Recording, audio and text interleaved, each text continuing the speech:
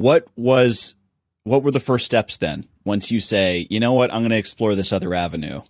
How, I Mm, mean, this is not an industry that you can just immediately say, all right, cool. Now I'm a composer. Hey, directors, call me up. I'm available. What are yeah, the yeah. first steps toward trying to kind of, you know, become more serious, I guess, about composing? Yeah, so at that time I was sort of I didn't know what the hell I was doing. I kind of yeah, I kind of well, I emailed like universities around there that I knew had a film department, and I said, "Oh, if any of your students want a composer, I'd love to do it." And that got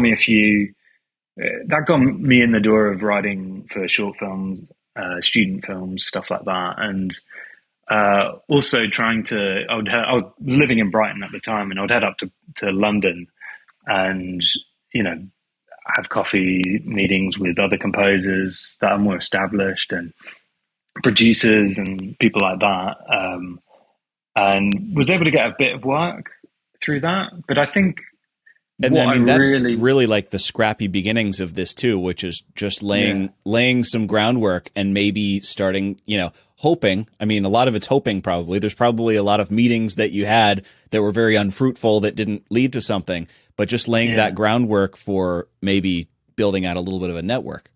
yeah, and it was very slow, like and tough, because there's so many people wanting to do it. And I think at that time, I felt like I had never really been solidly trained in film composition.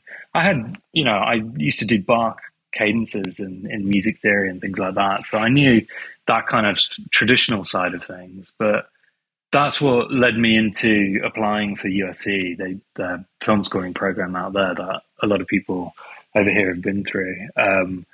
And yeah, sure enough, I got in, and my girlfriend at the time, we just decided let's just get married, sell all our stuff, and just move over. And that's what we did, and that's what led me out to the States.